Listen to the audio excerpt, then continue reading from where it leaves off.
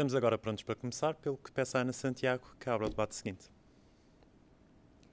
E eis que chegou a altura de debatermos a importância da pequena escala e de outros modelos de negócio que são igualmente importantes para a descarbonização. A pequena escala é fundamental para uma estratégia de descarbonização e, por isso mesmo, o seu contributo está também previsto no Plano Nacional de Energia e Clima 2030. É exatamente por aqui que eu começo, portanto, por questionar os nossos oradores, a quem agradeço e cumprimento desde já, tanto os que estão aqui presencialmente como aqueles que estão na plateia e ainda um outro que se vai juntar a nós remotamente. E, portanto, a primeira questão é, e que colocarei a João Macedo, que está a acompanhar-nos justamente remotamente. O peso que a pequena escala pode vir a ter no futuro está bem dimensionado no nosso Plano Nacional de Energia e Clima? João Macedo. Bom dia. Eu queria começar por agradecer o convite da APREN. É um prazer participar neste evento anual que se tornou uma referência no setor. E peço desculpa já de estar à distância, estou atualmente em quarentena. Sobre a pergunta que é colocada, os objetivos da pequena escala ou da produção descentralizada, se está bem dimensionada no PNEC. Os objetivos são passar na produção centralizada de 1.5 para 7 gigas entre 2020 e 2030 e de passar na descentralizada de 0.5 para 2 gigas. Eu acho que, antes de responder à pergunta, que é complexa, o que é importante é perceber, ter a consciência dos fatores ou dos inputs que são importantes, que temos que ter em consideração quando se estabelecem esses objetivos. Há fatores muito diversos. Posso enumerar, por exemplo, o primeiro que é mais óbvio é a repartição geográfica do recurso. Sabemos que na Alemanha houve uma altura, por exemplo, que eles tentaram promover a produção descentralizada e depois aperceberam-se que o recurso solar e eólico estava mais concentrado no norte do país e tiveram que adaptar a estratégia. Por isso esse input é muito importante. O segundo, o preço. Como é natural, o custo de produção para uma central de 100 megas não é o mesmo para uma central de 20 ou para uma central de 1, ou seja, há um custo, uma economia de escala importante. O terceiro, o ordenamento do território, como o Ricardo Loureiro salientou no painel anterior, ninguém quer o Alentejo coberto por megacentrais, e o solar, a verdade é que ocupa muito espaço, e por isso vamos chegar a um ponto onde o solar vai entrar em concorrência com outras atividades que são essenciais para a economia do nosso país, como é o caso da agricultura. Temos que ter soluções adaptadas. O quarto também, a rede. O investimento na rede é completamente diferente para uma produção centralizada e descentralizada. Tendo dito isso, temos muitos fatores muito diversos que tornam essa questão muito, muito complexa. Eu acho que o mais importante, propriamente os números, é o recurso lógico, os argumentos por trás, uma coordenação entre os vários atores implicados para chegar a um equilíbrio, aquele sweet spot para esses objetivos. Em Portugal, produção centralizada os objetivos estão realizados ou prestes a ser realizados, como disseram no painel anterior. Estamos com 2 gigas em leilões, mais 3.5 gigas em acordos. Essa parte foi um sucesso e muito, muito rápido. Agora, o próximo desafio é claramente a produção descentralizada, que é um desafio muito diferente, onde há uma mudança de paradigma. O projeto tem que se adaptar ao território e não o território adaptar-se ao projeto. E por isso iremos ver no painel tudo o que isso implica, e também todas as oportunidades que podem surgir desse tipo de produção. portanto, João Macedo, obrigada. Face a esta multiplicidade de fatores, porventura terá que haver aqui alguma adaptação. Obrigada. Eu colocava a mesma questão, desta vez a Luís Pinto, portanto, perguntando-lhe se na sua ótica, que representa a empresa Elexia, se na sua ótica, em relação ao PNEC, há ambição suficiente, portanto, ou se é demasiada, qual é que é a avaliação que faz? Pinho, peço desculpa. Pinho, peço desculpa. Antes de mais, agradecer o convite à Prene em estar aqui e partilhar aquilo que é a visão de um promotor da transição energética, nomeadamente a produção descentralizada, e partilhar também o que é que são as ansiedades. Olhando para o plano, parece equilibrado o objetivo de estabelecer 2 gigawatts até 2030. Eu fico um bocadinho reticente quando vejo que a evolução não é equitativa ao longo dos anos. E se olharmos para o objetivo a 2020, é termos 500 megawatts, 2025, termos 800 megawatts, e depois damos o salto para 2 gigawatts em 2030, nós percebemos que pode haver aqui o risco, e já há algumas questões a serem levantadas, da entrada de outras centrais de produção, e foram faladas aqui hoje os leilões e os acordos de rede, que podem induzir aqui algum receio do ponto de vista quer dos investidores, quer das próprias indústrias que veem isto como uma alavanca para o seu próprio negócio, e o que é que estes projetos trazem às empresas que investem em produção descentralizada.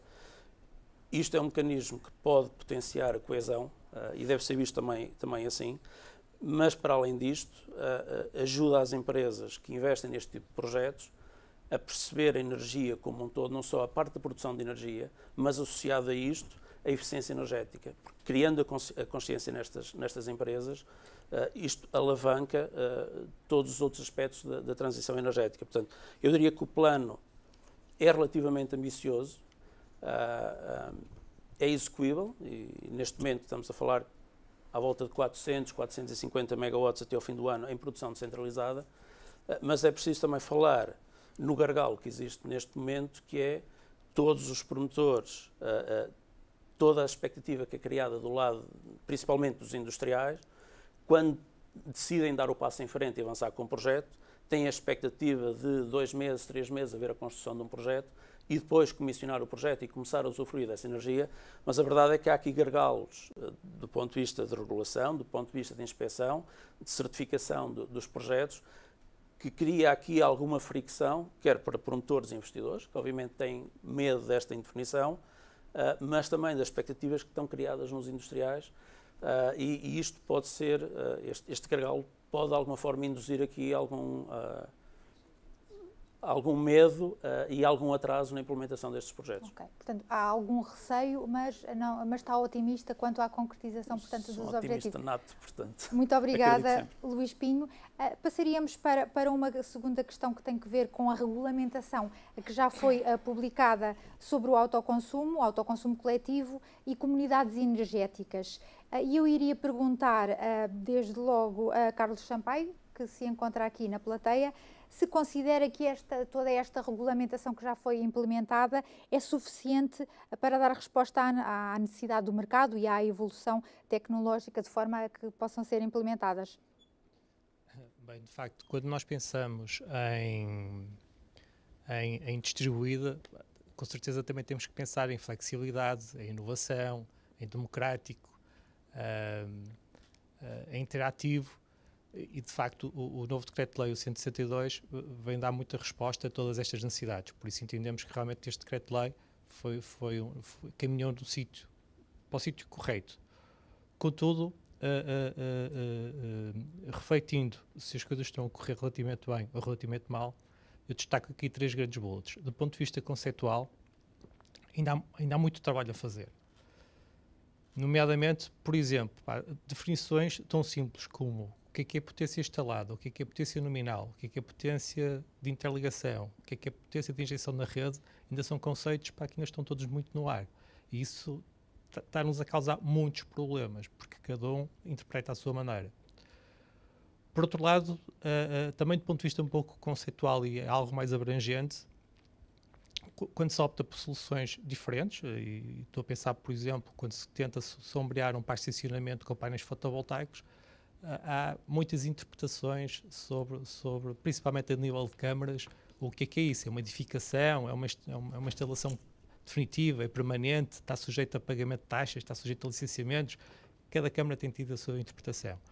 Por isso, do ponto de vista conceitual, além do decreto-lei, é preciso realmente pensar no conceito todo e na fotografia toda e revisitar, se calhar, alguns diplomas. Do ponto de vista técnico, também há muita coisa ainda por fazer. O decreto abre as portas, define os conceitos, mas depois é preciso definir tecnicamente o que é possível. Por exemplo, impõe em determinado tipo de centrais a instalação daquilo que se chama proteções homopolares ou sistemas de injeção zero para a rede. Até hoje nada foi publicado sobre essa matéria. Por isso as pessoas vão fazendo na expectativa de acertarem ou não acertarem, ou seja, é quase tentativa e erro. E isto realmente está a criar aqui muita incerteza no próprio mercado. Ou algo ainda mais simples, do ponto de vista conceitual, que é uma discussão muito grande no mercado e realmente é preciso para que realmente as coisas fiquem perfeitamente definidas. Se os painéis fotovoltaicos, isto é muito técnico, mas se os painéis fotovoltaicos devem estar ligados à rede de proteção, devem estar ligados à rede de proteção, sendo um classe 2 de isolamento. Isto cria aqui muita subjetividade e realmente todas estas questões técnicas têm que ser rapidamente definidas, publicadas, para que toda a gente realmente trabalhe na mesma vitola. E isso, infelizmente, não está a acontecer. Por último, o terceiro vetor é todo este mercado de energia, propriamente dito. Nós já percebemos que todo este conceito pode funcionar bastante bem interligado com a rede. Mas a rede tem que conseguir absorver parte desta energia, aquilo que nós chamamos de excedentes, quando estamos a pensar, falamos muito na ótica do autoconsumo. Por isso, a rede tem que estar preparada para isso. E além de estar preparada para isso, o mercado de energia também tem que estar preparado para transacionar esses excedentes de energia. O que eu quero dizer com isto? Hoje é possível. O problema é que, tal como está montado o sistema, o processo burocrático é tão grande, para uma grande central dessas de campo que hoje estivemos para aqui a discutir, como um pequeno produtor doméstico que queira vender o seu excedente. E os custos não são comportáveis para um pequeno produtor. Nomeadamente, os próprios desvios. Realmente, um autoconsumidor pode injetar os seus excedentes. Mas quando é um conceito de autoconsumo, há aqui duas variáveis, que é a variável realmente da imprevisibilidade do sol, se estivermos a falar no solar, e a imprevisibilidade de consumo. Por isso tem que haver aqui algum tipo de fator de escala, alguma capacidade de agregação de todos estes desvios, e nomeadamente dos custos de desvios. Quando comparamos os custos de desvios praticados em Portugal ou aplicados em Portugal com os espanhóis, multiplicamos praticamente por 10. Isto também é algo que realmente tem que ser revisto. Carlos, portanto, enunciou aqui algumas lacunas de regulamentação e também a necessidade de uniformização dos licenciamentos por parte das câmaras municipais. Desde logo, de resto, algumas das barreiras talvez possam ser pormenorizadas mais à frente. Esta questão da regulamentação, portanto, de perceber até que ponto é que o que já foi publicado é suficiente para que seja possível a concretização das comunidades de energia, essa pergunta colocava também a Duarte Sousa. Portanto, na sua ótica, Duarte Sousa, que representa aqui a ENGIE Emera, na sua ótica, o que importa ainda definir ou regulamentar para que realmente isto possa ser uma realidade, as comunidades de energia? Muito bom dia. Gostaria também de agradecer aqui o convite à PREN para participar aqui na sua conferência. E relativamente aqui ao tema da regulamentação, aqui o Carlos já avançou aqui bastante aquilo que é relevante. Esta é uma regulamentação que vem na linha daquilo que é a produção distribuída, que foi assim um pouco aquilo que começou já há bastantes anos atrás e que depois evoluiu, começando nas microproduções e depois a seguir evoluiu também para o autoconsumo. E neste momento a regulação e o conceito que se quer seguir, ele está correto. Foram introduzidas novidades, boas novidades em termos e bons desafios de inovação nesta legislação, como as comunidades de energia renovável, como o autoconsumo coletivo, como inclusivamente a utilização de baterias. E tudo isso é extremamente positivo, a visão está certa, há um conjunto enorme de modelos de negócio que podem ser aproveitados. O autoconsumo, quer se queira, quer não, Portugal tem uma vantagem grande em termos de autoconsumo, porque foi dos primeiros países em que conseguiu viabilizar economicamente a pequena distribuição, sem qualquer tipo de incentivos ou de subsídios. E, portanto, nós aí vamos à frente de alguns dos outros países europeus. Portanto, tudo o que é aprendizagem que nós aproveitamos aqui é passível depois de ser exportado, e esse know-how eu acho que deve ser muito valorizado. Contudo, é preciso ir da teoria depois a pôr isto efetivamente em prática. E eu acho que aí é que temos aqui o calcanhar daqueles. Existem já uma experiência já grande deste tipo de geração distribuída, de autoconsumo. Há um know-how muito grande e as empresas do setor, e algumas delas estão aqui, o que tentam fazer é implementar os projetos efetivamente, havendo faltas destas, de alguns pontos que o Carlos referiu aqui anteriormente, que são os temas técnicos, a regulamentação técnica, tanto para o autoconsumo normal como para as próprias comunidades e o autoconsumo coletivo, e isso aí é extremamente relevante para que aquilo que falta a seguir, que é, para além da vertente técnica, a vertente de processo. E a vertente de processo, em termos da geração distribuída, o processo tem que ser ágil, porque vai haver uma quantidade muito grande, ao contrário da grande solar, uma quantidade muito grande de pequenos projetos. E, portanto, tem que haver uma standardização, uma digitalização, uma tecnologia toda por trás e os processos todos eles muito bem definidos, de maneira a que tenhamos custos de transação de cada uma das instalações que são colocadas ou implementadas, tanto do ponto de vista do cliente como do ponto de vista da empresa instaladora, o mais baixo possível. E o que se tem verificado, e já se falou aqui no painel anterior, a questão da surpresa e nós quer não, esta geração distribuída está enquadrada num contexto de grande distribuição. E, portanto, neste momento, aqui um bocadinho aquilo que é sexy e a grande distribuição, o grande fotovoltaico, é aquilo que se fala, os leilões, os recordes e isso. E muitas vezes nós sentimos aqui um bocadinho que o autoconsumo é aqui um bocadinho parente pobre. E está indiretamente a ser um bocadinho, porque as entidades que regulam tudo são as mesmas. E há aqui uma entidade principal, que é a DGEG, que nós temos trabalhado com eles e tem sido aquilo que eles podem fazer. Nós queremos fazer parte da solução, não queremos fazer parte do problema. E a testemunha aqui das empresas do setor é que eles efetivamente querem implementar as coisas. Mas o que é facto é que há aqui um bottleneck em termos deste processo. Porque não tendo as regras definidas do ponto de vista técnico, a interação com a entidade reguladora que depois é preciso para implementar é muito maior. E, portanto, parte da solução, não só o tema dos recursos que são necessários, não só humanos, como também do ponto de vista técnico, resolvendo o tema técnico, o número de interações também é muito mais baixo. E, portanto, há aqui esta dinâmica entre a regulamentação que está bem feita e as dificuldades de pôr em prática, que no painel anterior fiquei bastante descansado com a capacidade da EDP Distribuição e da APA poder ter os seus recursos para fazer face a este boom de fotovoltaico, mas fiquei muito preocupado com a DGEG, que não apresentou aqui a solução. E, portanto, tem essa dificuldade para implementar e para agilizar todo este sistema. Obrigada, Duarte. E falou da questão da DGEG. Concorda com o Carlos, que apontou também a necessidade de uniformização por parte das câmaras municipais para que todos se entendam relativamente a algumas questões de licenciamento? Sim, e isso é algo que é transversal também àquilo que já foi referido também da parte da Grande Solar, aqui, que tem que haver esta interligação e tem que ser ágil esta relação entre aquilo que é o licenciamento energético do licenciamento de construção, por assim dizer. E o que acontece é que, e mesmo na geração distribuída, é necessário intervenção. Tudo o que sejam soluções que sejam implementadas no terreno, e hoje em dia fala-se muito, ou existem já muitos terrenos que são aproveitados, como parque de estacionamento, etc., isso tudo exige intervenções camarárias.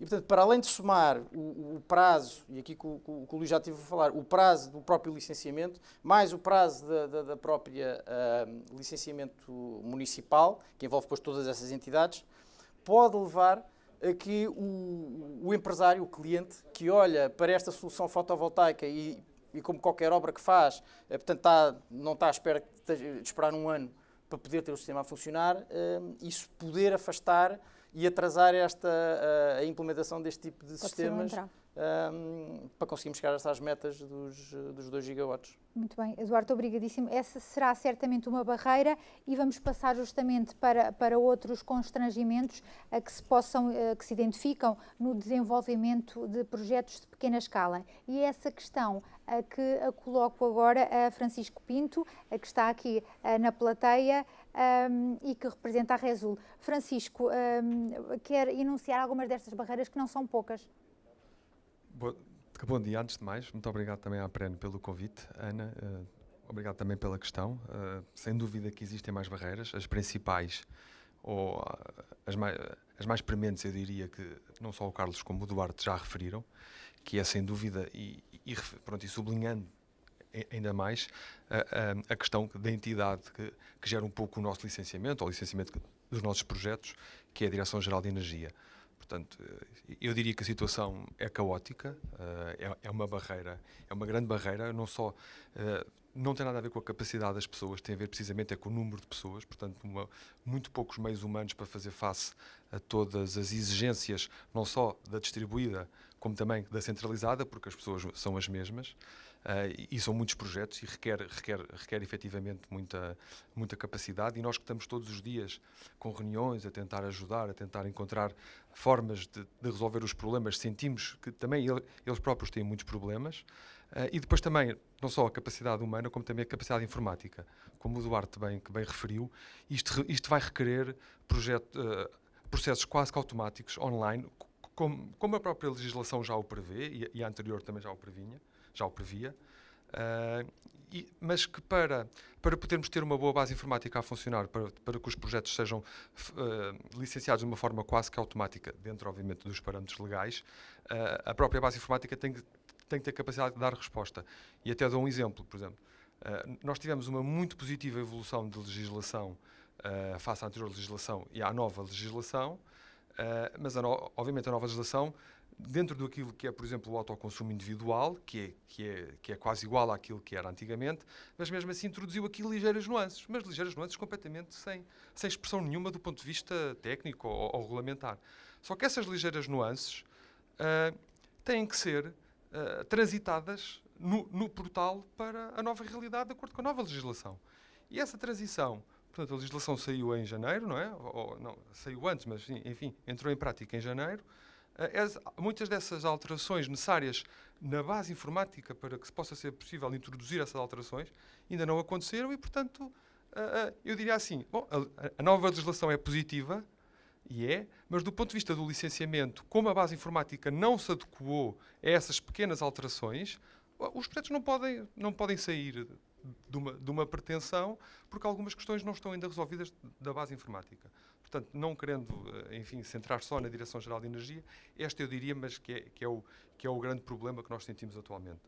Outro problema que já era de certa forma expectável, que a lei já o previa, mas que a trazia muita incerteza e que está-se agora a verificar, que foi, portanto, um grande efeito estrangulador é a capacidade dos projetos de autoconsumo poderem ter acesso à rede. Ou seja, já como foi discutido anteriormente, neste momento o grande problema do setor elétrico é a não capacidade, enfim, é o que é. É a não capacidade, da capacidade da rede de receber mais projetos ou receber mais potência, do qual os projetos de autoconsumo começam, de certa forma, a sentir os mesmos problemas. Ou seja, quando o projeto de autoconsumo é desenvolvido, eu diria que na sua grande maioria da energia produzida é para autoconsumir na fábrica ou na casa.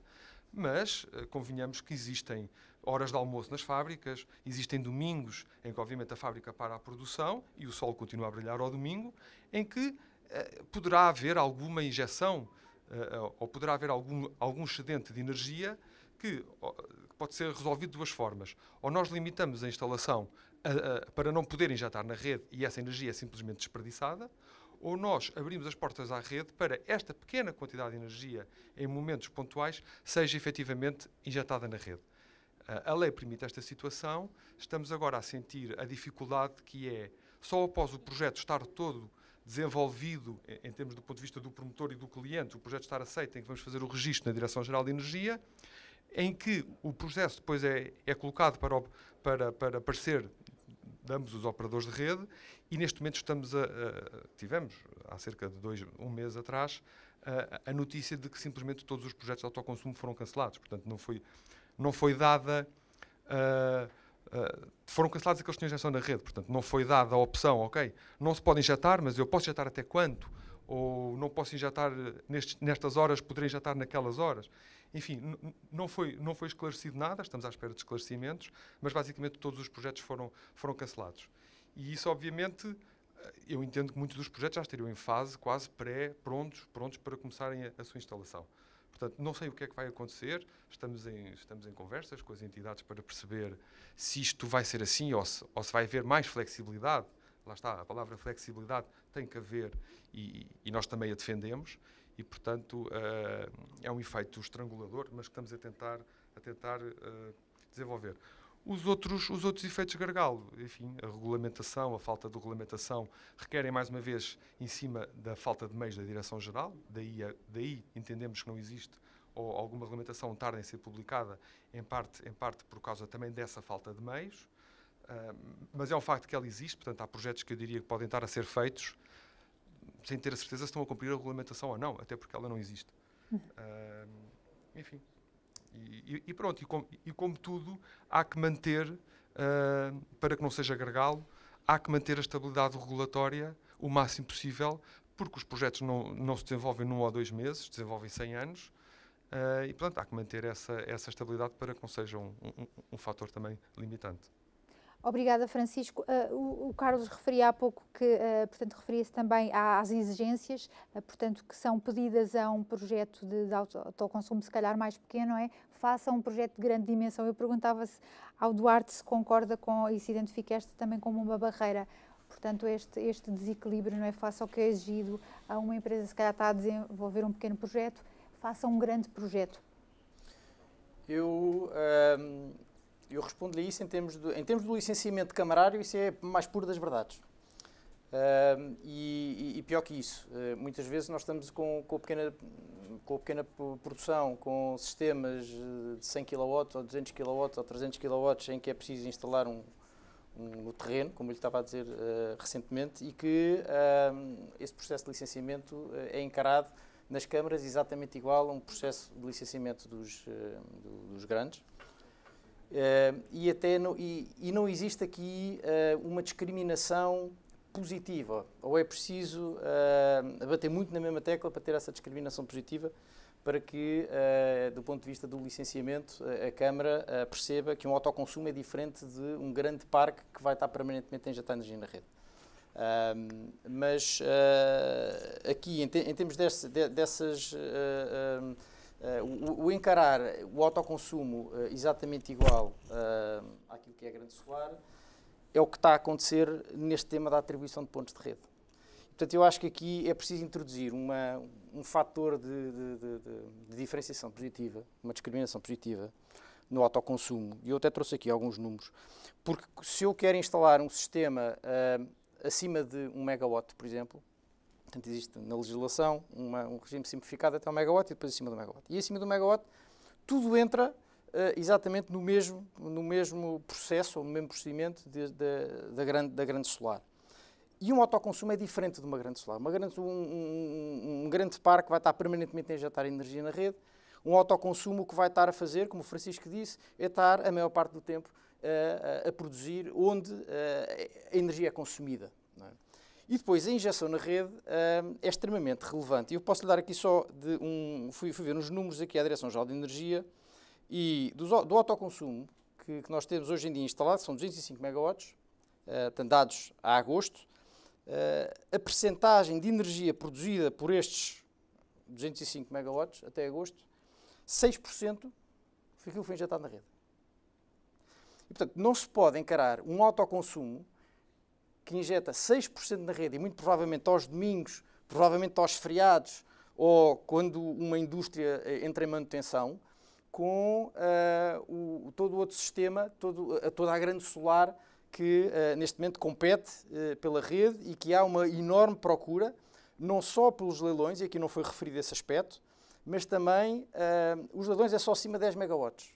E nós estamos a falar aqui de uma realidade abaixo dos 10 megawatts. E é aí que entram também o autoconsumo. E aqui abaixo de 10 megawatts entram também as chamadas UPPs, que foi um regime de produção que já havia, que estava na legislação do autoconsumo e que saltou para a legislação do grande solar e que também teve uma enorme procura de rede. E, portanto, tudo isso, para além daqueles números todos que se teve aqui a falar, eu não sei quanto é que é o que já foi atribuído em termos das UPPs, mas se aproximar de 1 gigawatt não me admirava. Portanto, também isso vai estar a competir com o autoconsumo. E a importância que o autoconsumo tem em termos da economia é que hoje em dia o que nós precisamos é que as empresas se tornem competitivas e tornem competitivas rapidamente. O grande solar vai permitir uma redução do preço da energia, mas é daqui a 3, 4 ou 5 anos, como se viu nos estudos hoje de manhã. Um autoconsumo, uma indústria pode instalar esse sistema e, passado 6 meses ou 1 ano, ter 10, 20, 30% das suas necessidades cobertas pelo autoconsumo. Portanto, consegue ter uma redução real da sua fatura, daquilo que compra ao comercializador nesse montante. E é isso que é importante para as economias, para ganharem competitividade e, sobretudo, nesta fase económica, que é outra das barreiras que nós estamos aqui e que é preciso referir como uma barreira a curto prazo que nós temos, que é a incerteza económica e o adiar de algum tipo de investimento por parte das empresas, que associado também a alguma incerteza dos timings e dos processos também de licenciamento, são barreiras que têm que ser colmatadas e para isso acho que deveria haver essa tal discriminação positiva na atribuição dos pontos de rede, porque os pontos de rede são fundamentais para que um sistema possa ter, que uma empresa possa ter um sistema de maior dimensão e que possa cobrir mais as necessidades do que tem. Porque se não tiver injeção na rede, vai ter que se dimensionar, tem que ser um sistema muito mais pequeno, esse sistema vai ter que estar desligado, portanto vai haver aqui um desperdício energético que é absurdo. E, portanto, para mim são essas redes, portanto, a parte da Direção-Geral de Energia, a parte do acesso às redes e um contexto económico neste momento não é favorável. Portanto, obrigada, Duarte, importava, portanto, apostar numa discriminação positiva para realmente envolver as pequenas empresas e os consumidores e levá-los a participar neste desafio que podem ser as comunidades de energia e também o autoconsumo coletivo. E colocava essa questão exatamente ao Carlos. Portanto, como é que se podem envolver mais as pessoas e explicar até às empresas as vantagens, não é? Apesar de alguma restrição que terão por via do momento que se vive, como é que se pode envolver a comunidade a participar mais nesta transição? Bem, tipicamente as pessoas envolvem-se neste tipo de projetos com 3 grandes fundamentos. O mais virtuoso é o ecológico, com certeza que estamos a fomentar energias renováveis e redução da pegada carbónica. O segundo é eficiência, porque a produção local, também já foi dito várias vezes, que é mais eficiente. E por último, existir um benefício financeiro, porque eu acho que também pouca gente vai estar disposto a enverdar este tipo de conceito, gastando muito mais dinheiro. E aí é onde eu acho que realmente a regulamentação, principalmente no que diz respeito ao autoconsumo coletivo, tem que ser revisitado.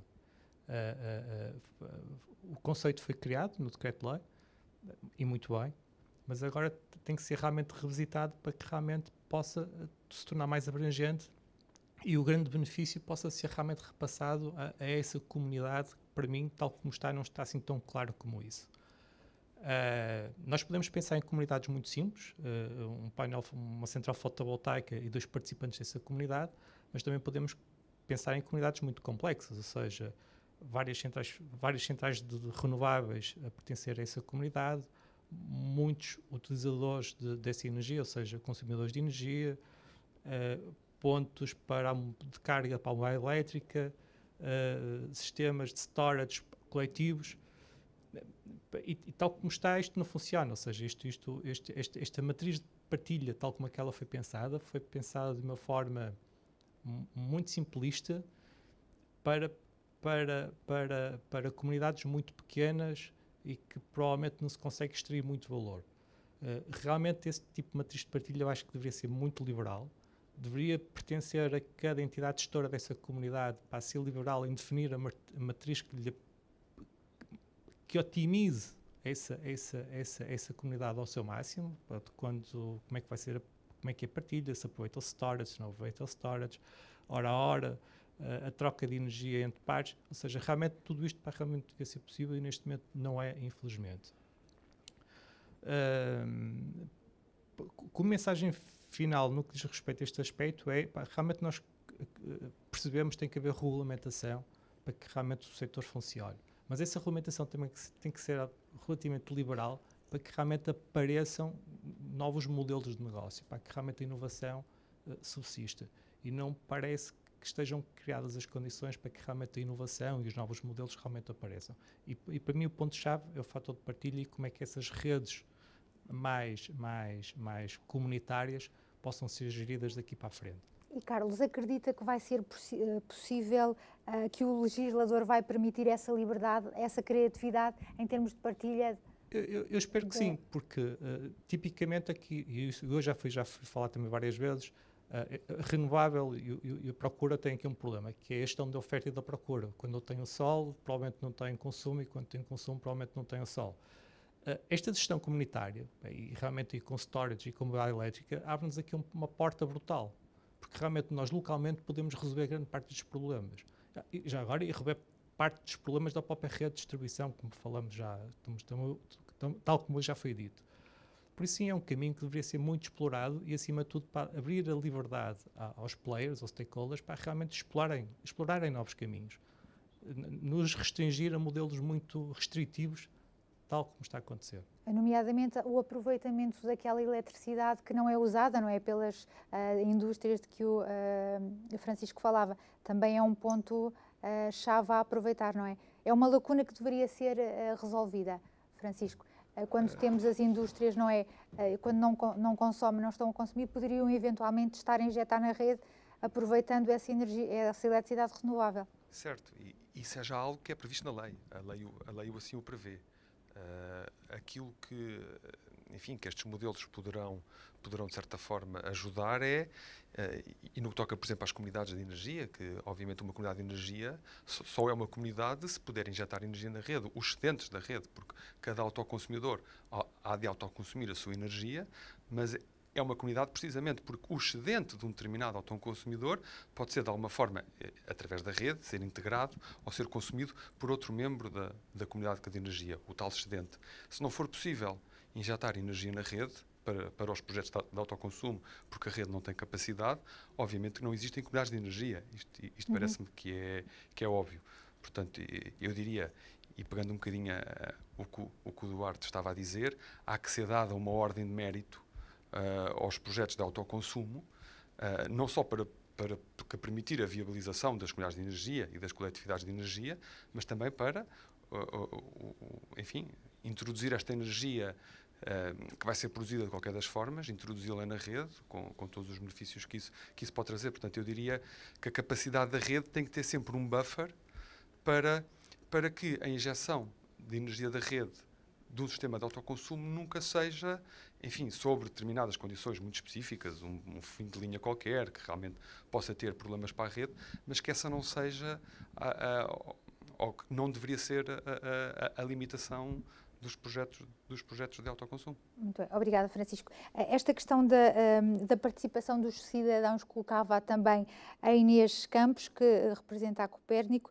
Portanto, perguntava-lhe como é que realmente a comunidade pode ser envolvida neste desafio. Muito bom dia e também queria convidar a Copérnico para estar aqui na conferência da APREN. Realmente muito já foi dito sobre o potencial das comunidades aqui, portanto, do autoconsumo.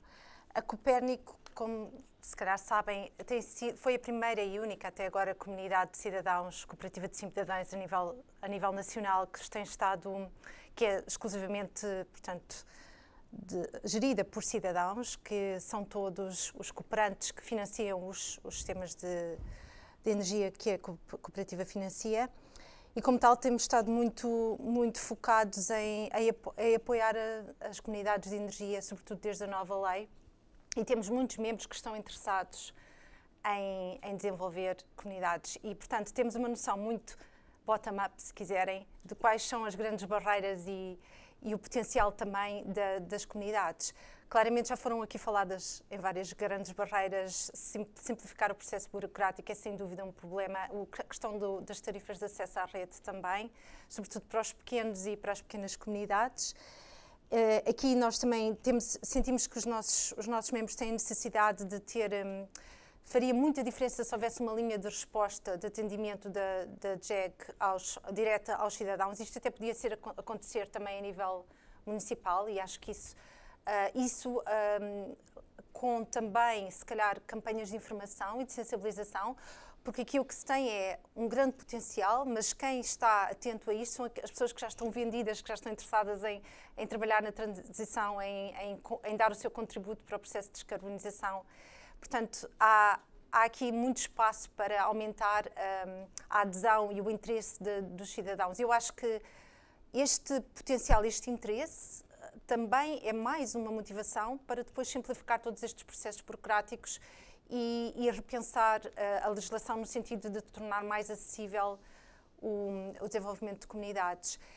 Eu pessoalmente penso também que fala-se muito, e a ERSE fala muito, que este ano é um ano de projetos pilotos, é um ano de aprendizagem para depois rever a legislação.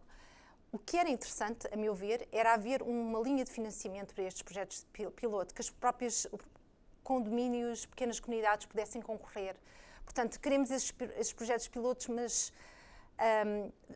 por que não financiar diretamente e por que não promover numa primeira fase? E isso também já, eu acho que seria uma medida que poderia também alavancar aqui o processo do envolvimento das comunidades. Há também um grande potencial de inovação. Penso que algumas coisas já foram aqui também mencionadas, mas desde armazenamento partilhado, mesmo partilha de, portanto, sistemas de carros elétricos ligados a uma SER. Podemos pensar num modelo de cooperativa ou numa comunidade de energia que seja que o foco seja a mobilidade elétrica. Portanto, há imensos modelos de negócio que podem ser desenvolvidos, mas eu concordo com o que já foi dito aqui, que é preciso sistematizar bem os conceitos, é preciso definir bem os conceitos e definir bem as questões técnicas para o processo ser o mais automático possível e ter também linhas de atendimento, linhas de esclarecimento, porque eu acho que mesmo com uma boa definição dos conceitos e mesmo com as questões técnicas muito claras, é importante ter uma linha de apoio ou de explicação, de informação para os cidadãos que se calhar não percebem absolutamente nada de painéis solares, mas pensam, eu acho que até era interessante ter isto no meu condomínio e como é que eu vou fazer e o que é que eu preciso. Isto são muitas das questões que nos chegam à cooperativa, que os membros da cooperativa querem implementar uma comunidade no seu condomínio ou na sua aldeia, e também lá está. O foco tem sido sempre a nível urbano. Eu acho que há aqui um potencial também a nível rural que era interessante explorar. Mas tudo isto precisa realmente de simplificação, e não é simplificação, é de ser muito específico nos conceitos, não é? Muito específico nos termos técnicos e ter sistemas de apoio e de informação, e como já foi aqui falado, há aqui limitações a nível de recursos humanos, há aqui problemas internos que é preciso resolver. Outra coisa que eu também acho que é muito interessante e que é um desenvolvimento que pode continuar, que já se sente, que já se vê, mas que pode continuar também a crescer a par das comunidades de energia, são modos alternativos de financiamento, que são liderados por cidadãos, por grupos de cidadãos, como o crowdfunding. A Copérnico, por exemplo, tem uma estrutura de crowdfunding para financiar os projetos. Mas há outros modelos, há também modelos de empréstimo direto pelos cidadãos, que se costuma referir como crowdlending, que é, por exemplo, o modelo da GoParity, que é um modelo bastante interessante. E estes modelos acho que estão a empoderar os cidadãos, e isto parece-me muito importante, porque nós todos, estando ou não atentos à questão da energia, à transição energética, podemos sentir que temos a possibilidade de fazer alguma coisa, de participar na transição, de participar no processo de descarbonização. Não é algo que está a acontecer e liderado pelos grandes. Eu acho que essa questão de empoderar as pessoas é chave, é crucial, e que quanto mais pessoas estiverem envolvidas, quanto mais pessoas forem incluídas no processo da transição, parece-me também que o potencial de aceleração desta transição é maior. Portanto, se tivermos modelos de negócio, modelos de financiamento, modelos de desenvolvimento de comunidades que sejam o mais inclusivos possíveis, vamos também ter mais pessoas a participar. Logo vamos ter uma pressão e um movimento social que vai certamente acelerar este processo. Pelo menos esta é muita visão da Copérnico. E Inês, como é que acha que se poderia ganhar mais o cidadão para esta causa? Basta simplificar a mensagem? Se nós olharmos também para o número de pessoas que já mudaram de comercializador, não é assim tão elevado. Como é que realmente se envolve? Daí eu pensar também, e já tinha referido isso, que é importante haver algum tipo de campanha de sensibilização. Acho que isso era interessante. Muitas pessoas não têm noção do que é o autoconsumo coletivo ou individual, mas têm a vontade de querer fazer alguma coisa. Portanto, uma campanha de sensibilização até a nível local, até a nível municipal, parece-me que seria uma aposta interessante. E claro, aqui também passa pela própria acessibilidade à informação. Eu falei numa linha direta de apoio da DGEG, mas eu acho que os próprios municípios poderiam ter linhas diretas de apoio, uma linha que respondesse a questões A, B, C, D relativamente às comunidades de energia e como é que se poderiam fazer no seu município ou na sua aldeia. Acho que isso era importante. Portanto, os municípios também poderiam ter aqui um papel ativo no sentido de promover esta... Eu acho que os municípios são fundamentais, e as juntas de freguesia, todas as organizações locais, portanto, as administrações locais, parece-me que têm um papel fundamental aqui numa ligação com as comunidades locais, com as comunidades de energia. Não só na questão da desburocratização, mas também na promoção do conceito. Exato. Obrigada, Inês. Passávamos agora novamente a colocar uma questão a João Macedo, que se encontra remotamente e que tem que ver com algumas áreas de negócio que podem ser potenciadas dentro desta área. O que é que nos pode dizer sobre isso, João Macedo? Sim, tem toda a razão. Eu acho que a produção descentralizada, apesar de ser um desafio, como já vimos no debate, também pode ser uma oportunidade. Vai abrir portas a novos tipos de projetos. Eu penso, por exemplo, nos projetos de agrienergia, são os projetos que combinam produção de energia solar com produção agrícola. Noutros países essa família de projetos já está bem desenvolvida e é provado que pode haver sinergias positivas para ambas as atividades. Por isso eu acho que esse tipo de projetos vai se desenvolver no setor rural. Depois também temos produção de energia nas cidades. Eu também acho que vai haver novos projetos. Nós não queremos ter painéis solares em cima dos telhados no centro histórico da cidade, mas vai haver novas soluções. Nós, por exemplo, à Acoa temos uma telha solar que produz energia, mas para a qual também foi feito um esforço estético para poder se integrar no visual, no impacto visual das cidades, e achamos que esse tipo de soluções também vão surgir, vão ter cada vez mais peso. Outro tipo de projeto, o solar flutuante, que já foi também referido, também acho que vai ser tipo de projeto que vai chegar. Porquê? Porque em certas zonas do país faz sentido. Muitas vezes digo que o solar flutuante não tem que ser pensado como uma concorrência ao solar normal, mas mais como uma solução alternativa, complementar. Em certas zonas do país, o solar flutuante fará mais sentido que o solar convencional, e acho que Portugal, por acaso, tem um grande potencial para solar flutuante. Enfim, outra área que também já foi referida pela Inês, o crowdfunding, crowdlending, também acho que vão ser conceitos que vão ganhar também importância. A ACO também tem a sua plataforma de crowdfunding, que é a ACO, porque achamos que, sim, implicar os cidadãos e os habitantes nos projetos faz todo sentido. Os projetos são projetos territoriais, projetos locais. As pessoas devem poder beneficiar também da rentabilidade desse tipo de projeto. Por isso, esse tipo de instrumentos também acho que se enquadra bem no desenvolvimento do setor. João, obrigada. Eu perguntava também à Inês, pela experiência que tem a Copérnico, que outras áreas de negócio é que podem ser potenciadas por via da pequena escala?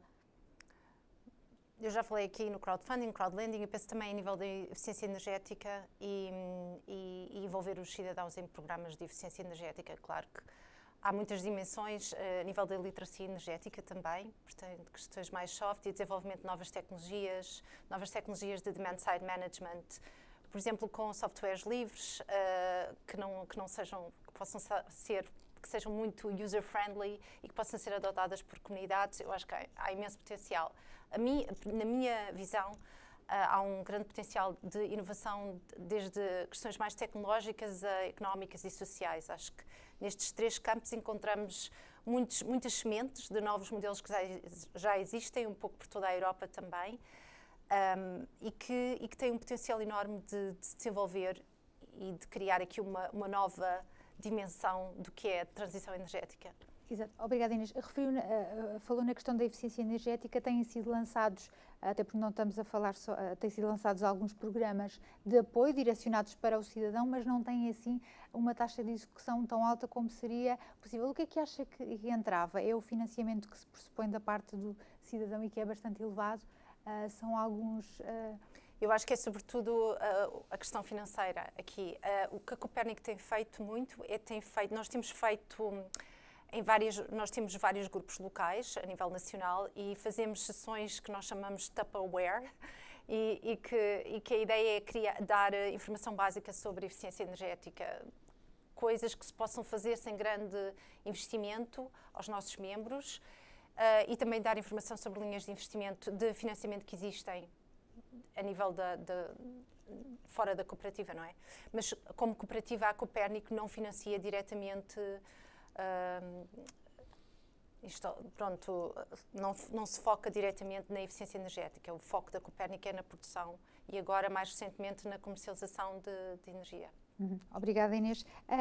Eu colocava agora uma outra questão a Luís Pinho e é a última deste painel, depois passaremos para as questões que estão a ser colocadas pelos participantes e perguntava a Luís Pinho se considera que a pequena escala pode, no fundo, ser um balão de oxigénio para muitos de negócios de pequenas empresas. Eu diria que é quase óbvio e automático que sim. Vivemos hoje, para além das dificuldades que já existiam nas empresas portuguesas, nomeadamente com a exportação, agora efeitos de Covid, as empresas estão a passar muito mais dificuldades e quando pensamos em autoconsumo e que tipicamente um projeto de autoconsumo pode fornecer cerca de 30% das necessidades energéticas de uma empresa, porque há as questões de paragens, de férias, de fins de semana, e se pensarmos que as empresas podem produzir 30% da sua energia e estatisticamente, em Portugal, o custo de energia numa empresa vale entre 12% a 25%. As empresas produzirem 30% da sua própria energia representa pouparem entre 5% a 10% no total dos seus custos. Obviamente que isto ajuda as empresas a ter uma melhor sustentabilidade económica, porque as duas coisas têm que estar ligadas, sustentabilidade económica e ecológica, e estes projetos trazem este benefício e trazem esta oportunidade para as empresas, e eu acho que é visível e enquanto empresa nós vemos isso, principalmente no fim do ano, nesta altura em que as empresas preparam o orçamento para o ano seguinte, é quando há mais procura pelos projetos de autoconsumo. E principalmente agora, com o efeito Covid, nós notamos que há cada vez mais empresas sensíveis para o lado da sustentabilidade ecológica, mas obviamente com interesse na parte da sustentabilidade económica.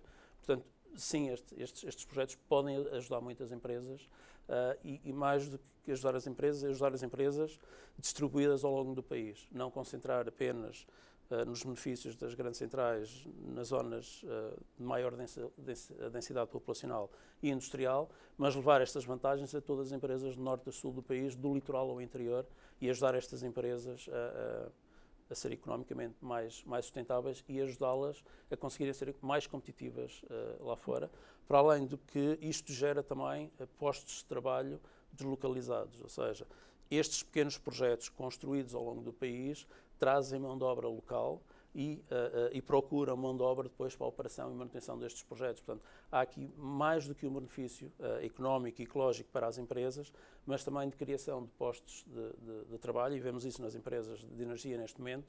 Eu diria que a grande maioria delas está a contratar pessoas, e isto é não só um sinal de vitalidade, mas é um sinal que há procura e que estes projetos podem acrescentar valor no norte e sul do país. Luís Pinho, muito obrigada. Eu perguntava a Francisco Pinto se quer falar um pouco sobre esta oportunidade que pode constituir a pequena escala para o tecido empresarial, sendo que já estas soluções já são vistas não só pela questão ecológica, mas também pelos benefícios financeiros muito palpáveis que trazem. Claramente, não querendo também repetir aquilo que o Luís referiu e bem, mas, enfim, é sem dúvida, são projetos que trazem vários benefícios, não só para as indústrias, como também, por exemplo, para a própria rede. É já reconhecido todas as vantagens, difíceis de calcular, mas todas as vantagens que a produção descentralizada traz também para a própria rede e como o Dr. João Bernardo de manhã frisou, para a eficiência da própria rede e as perdas que podem ajudar a minimizar, porque alguns dos problemas são resolvidos localmente. Isto do ponto de vista da rede.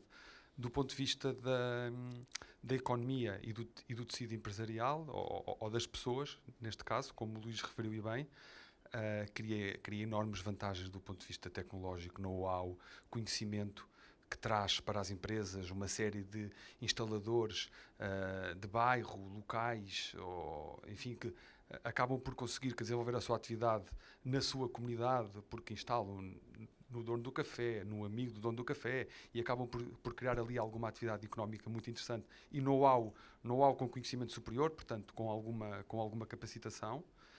Isto do ponto de vista, enfim, do conhecimento, os projetos descentralizados têm essa grande vantagem face aos centralizados, porque o know-how é muito disseminado e fica cá.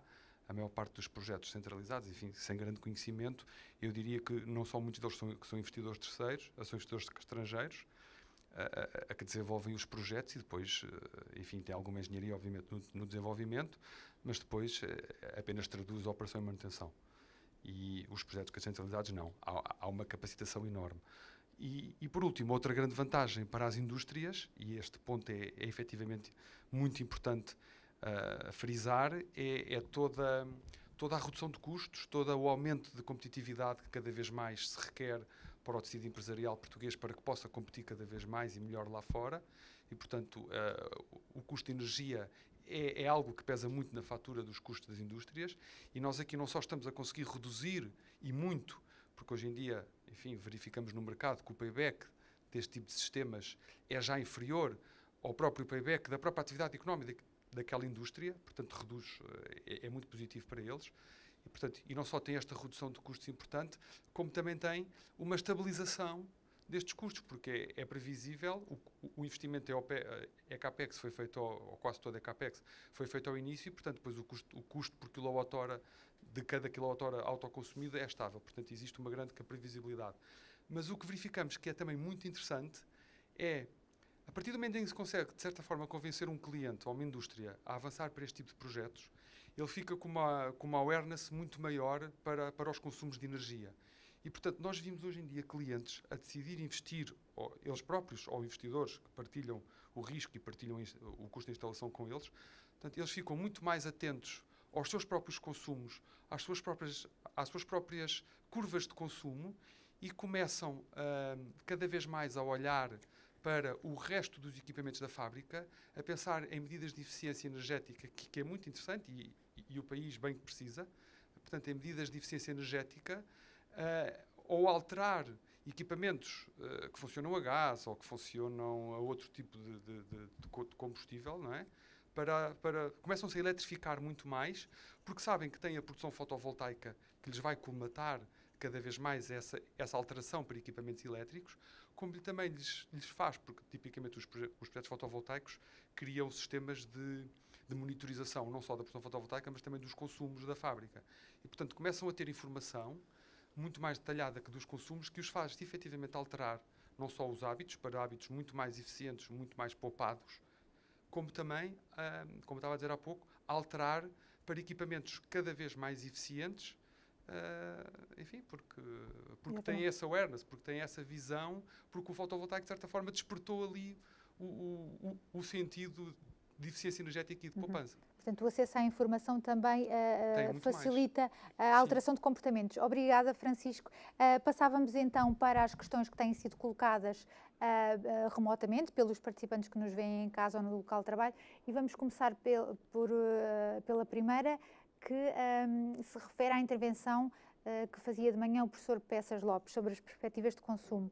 Com o autoconsumo deve reduzir-se a demanda. Acham que esta variável da demanda está suficientemente calculada? Não sei se algum dos oradores está particularmente... Bem, eu posso dizer, não diretamente relacionado com o autoconsumo, mas o que se está a verificar é uma eletrificação da sociedade. E, portanto, não é o autoconsumo, que acho que não tem o peso suficiente para prejudicar a procura desta maneira. Portanto, acho que nem mexe o ponteiro, considerando tudo o que, neste momento, até a própria mobilidade elétrica e o que aí vem. Portanto, a resposta parece-me que não tem esse impacto. Obrigada, Duarte. Obrigada, Duarte. Passamos para uma segunda questão colocada pelos participantes. Qual a vossa opinião sobre a cibersegurança e controle que não são requisito comum para as UPAC e o PP? Carlos, sim, não sei se quer.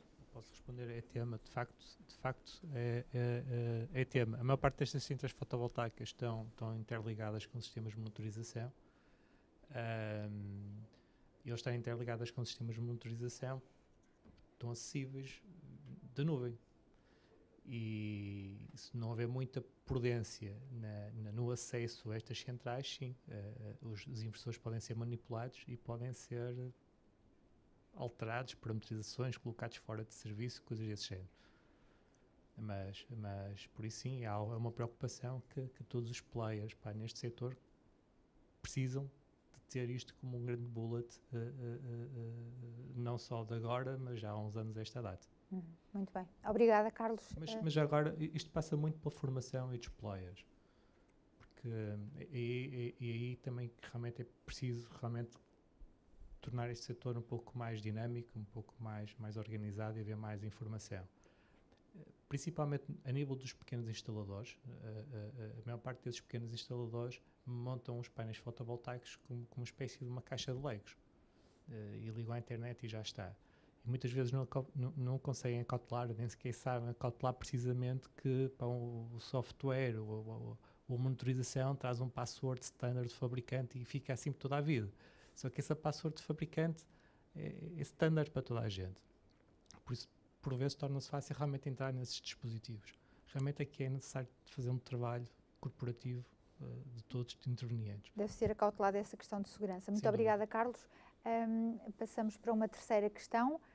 Como veem os recentes indeferimentos aos registros da produção distribuída UPACs com a injeção de excedentes na rede por parte da GEG, operador da rede de distribuição REN, remetendo para a alternativa de autoconsumo sem injeção na rede? isto com o pretexto de indisponibilidade e risco para a rede. Não sei se o Francisco quer dar alguma chega. Como falei há pouco, eu vejo isto como um primeiro aviso, por assim dizer. Ou seja, o operador de rede, que até à data, enfim, de certa forma dizia que sim, ou pelo menos a informação que tenho, é que dizia que sim a todos os projetos de autoconsumo com injeção na rede. O operador de rede de distribuição, e recentemente é que começou também a ser contactado o operador de rede de transporte, eu vejo isto como um primeiro aviso de que efetivamente começam a ter que ter, enfim, começam a ter que analisar estas questões. O que nós não vemos de tão, enfim, foi um aviso que foi tipo um cutelo, não é? E é isso que de certa forma nos criou aqui alguma insegurança e nos criou aqui alguns problemas. Foi, de repente era tudo e agora de repente é nada. E portanto achamos que enfim, achamos que o caminho será, admito que não o tudo, mas próximo do tudo, mas que eventualmente possa haver ali um intermédio em que, sob determinadas circunstâncias devidamente justificadas e estudadas, possa não haver limitações destas como houve recentemente, e respondendo à questão, como houve recentemente. E, portanto, entendemos que o futuro vai ser uma análise mais detalhada caso a caso, em que vão existir projetos que possam já estar na rede, seguramente, vão existir outros que não possam injetar tudo, possam injetar só uma parte, e outros que eventualmente não possam mesmo injetar na rede. Obrigada, Francisco. Temos possibilidade de fazer mais uma questão. Com os preços vistos nos concursos recentes de produção solar fotovoltaica para centrais de grande escala, consegue a microprodução ser competitiva? Se calhar dava ali a possibilidade ao Luís de falar um pouco sobre isso. Eu acho que a competição é desigual se olharmos em termos de escala e os capex associados a um projeto de 10 ou 20 ou 30 megawatts ou mais para projetos de 1 megawatt ou menos. Mas temos que incluir nesta equação o fator transporte de energia. E se pensarmos que no custo final de energia para uma indústria, cerca de 30% é custo de energia e o restante é transporte e é impostos e taxas, toda a energia que é produzida ali, ainda que tenha um capex que seja 10%, 15%, 20% no limite mais elevado, e eu tenho dúvidas que chegue a este 20% acima, é sempre competitivo e interessante, para além do que cria aqui uma democratização de acesso à energia renovável, a que cada uma destas empresas possa ser uma parte ativa na transição energética, produzir a sua energia, uma parte da sua energia, e sim é mais competitiva, porque o fator transporte que induz perdas de energia também, desde a central no Alentejo a 300 km de uma unidade de consumo mais a norte ou mais a sul, depende do local, isto tem um peso importante e tirarmos o custo de transporte e impostos e taxas associadas da equação faz com que estes projetos continuem a ser competitivos. Muito bem. Obrigada, Luís. Obrigada. Penso que haverá tempo para mais uma questão. Temos assistido a avanços e recuos nas regras do autoconsumo que esgotam meios e recursos. A pergunta é: que ações é que os oradores propõem para reduzir os custos de contexto? Não sei se podemos começar pela Inês, se quer. Para mim não é claro o que se percebe. A pergunta não é muito clara. Avanços e recuos nas regras do autoconsumo que esgotam meios e recursos. Para reduzir custos de contexto. Custos de contexto não é claro para mim, não sei se Duarte, alguém não sei quer... se quer dar aqui algum contributo para esta resposta.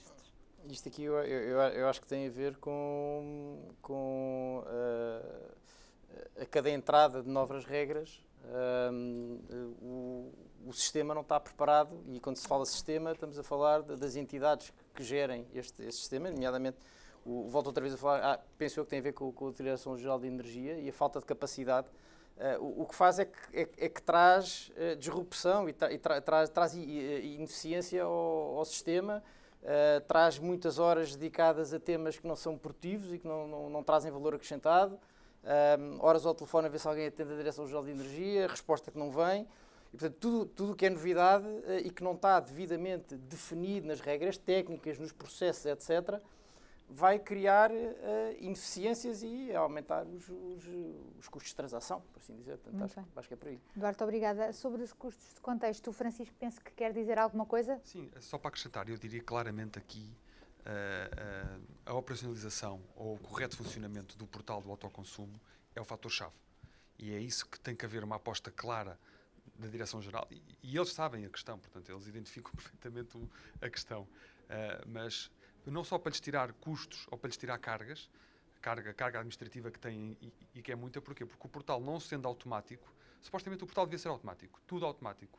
Até a própria integração para aparecer dos operadores de rede era também feita de uma forma automática, porque as bases de dados são partilhadas.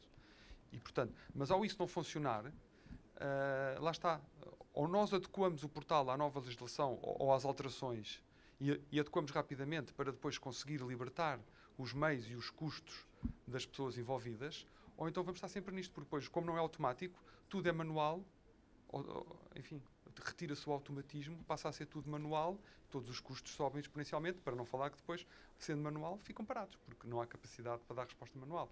E, portanto, o custo de contextos às entidades, aos promotores que querem licenciar os seus projetos com alguma brevidade, que não conseguem porque não há respostas do outro lado, ou não há avanços do outro lado entenda-se a entidade licenciadora, e da própria Direção-Geral. Não conseguem dar resposta precisamente porque é tudo de uma forma manual. Portanto, eu acho que o fator-chave aqui era, de uma vez por todas, dedicar especial atenção à adequação do portal, que muito trabalho já está feito, era, enfim, alguns ajustes que faltam fazer. Obrigada, Francisco. Obrigada, Francisco, e obrigada a todos os oradores que estiveram connosco neste painel. Fechamos assim os trabalhos da manhã e prosseguimos da parte da tarde. Obrigada e até já.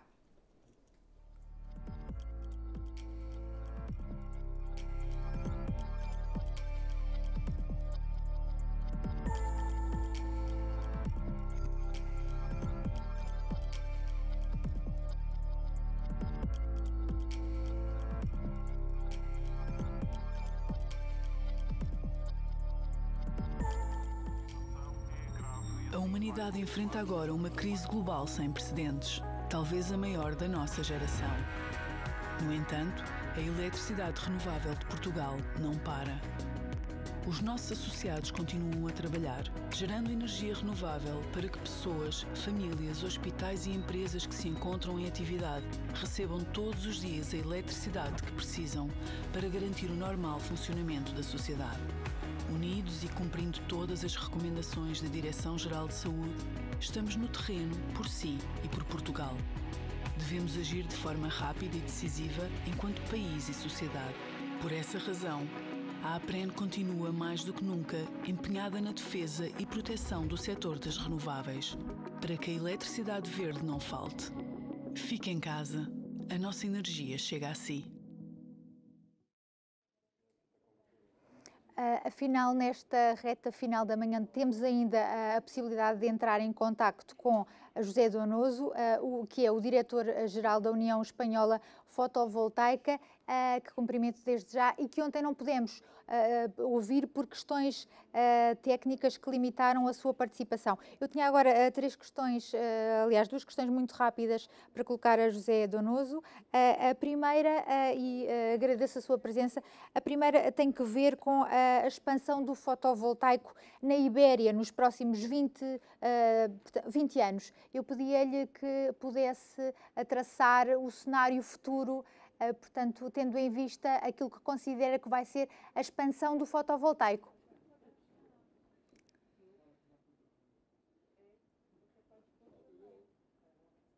Eu penso que terá que ligar o microfone para que o possamos ouvir. Obrigada. Obrigado. Bom dia a todos. Desculpas por os problemas técnicos de ontem. Há um problema com... Estamos a ouvi-lo. Está a ouvir? Estamos a ouvi-lo, sim. Parece que... Ok. Desculpas também por o meu português. Espero que não... que seja possível compreender-me. Gostaria de começar saudando a todos os amigos de Portugal, em particular a Carlos e Francisco, que visto que estão ouvido com muita atenção na sessão anterior. E respondendo à tua pergunta, o futuro, a expansão na Ibéria da energia fotovoltaica vai ser muito importante. Sem dúvida, a fotovoltaica vai ser a tecnologia dominante nos próximos 10 anos. Certamente vamos a superar os objetivos dos diferentes planos de desenvolvimento português e espanhol. Porque a tecnologia fotovoltaica tem vantagem competitiva com respeito às outras tecnologias. Um é o preço, hemos visto nos leilões portugueses, mas o outro é muito interessante, muito importante, é a velocidade e a certeza do desenvolvimento. Em menos de 2 anos, podemos colocar a nova potência instalada, a diferença de outras tecnologias que precisam de muitos mais anos. Isto lo hemos visto en los ligados españoles, en los cuales la fotovoltaica conectó el 97% de toda la potencia que recibió subvenciones en los ligados. Otras tecnologías no llegaron al 50%. Lo interesante también que esto va a dar esta ventaja competitiva de la fotovoltaica en la Iberia, onde a fotovoltaica tem também uma vantagem competitiva com respeito a outros países do nosso entorno. Nós temos recurso solar, bom recurso solar, mas também território de instalar estas instalações. Isto é uma coisa que não tem os países do nosso entorno. O que pode produzir que, por primeira vez na Ibéria, tengamos preços de eletricidade mais baratos que nenhum país do nosso entorno. O que vai dar uma vantagem competitiva à indústria ibérica com respeito à indústria dos países do entorno. José Donoso, muito obrigada. Portanto, como referiu, o fotovoltaico vai ser a tecnologia dominante. Ainda neste âmbito, eu perguntava-lhe, o modelo de leilões que Portugal adotou seria adequado para a Espanha ou Espanha quer seguir outro caminho no que diz respeito a esta questão? Dar o respeito a que cada país toma as suas próprias decisões. No setor fotovoltaico, nos gostaria seguir um caminho muito diferente. Nos gustan leilões muito simples, que sejam fáceis de interpretar, que não se precisem de complicados modelos financeiros para depois saber que preço ofertastes, sino nosso modelo de nosso setor, que gostaria, é um modelo mais simples. Pay as bid, um preço per quilowatt ofertado, que oferece o preço por quilowatt mais baixo ganha, pero com certas condições. Um sistema de precarificação para evitar que joguem no mercado atores que não estão depois em disposição de chegar a término as suas plantas. Um prazo máximo de colegamento dos centrais de 2 anos para evitar também as especulações tecnológicas. Una visibilidad de esos leilões, una programación de 5 años para favorecer a industria fotovoltaica en Iberia. Se evite la existencia de actores que van a controlar demasiados leilões, es decir, que ninguna empresa possa obtener más de un 30% do leilão. Muito importante em colegamento com o que se dizia na sessão anterior. Acreditamos que é muito importante a sobrevivência dos pequenos projetos. Então, nos gostaria de ver de leilões específicas para projetos de menos de 10 megawatts, garantizar para eles um 20% da potência que se vai a introduzir nos leilões, exclusivamente para eles. Bem, José Donoso, muito obrigada por apresentar esta visão que Espanha gostaria de ter no que diz respeito aos leilões e que será, face àquilo que apresentou, um modelo mais simples. Muito obrigada pela sua participação e agora sim vamos iniciar a pausa para o almoço que iniciamos à tarde. Obrigada, até já. Muito obrigado pelas vossas intervenções. Esta tarde teremos 2 novos painéis de debate. Agora está na hora do almoço, regressamos às 2h45. Até já.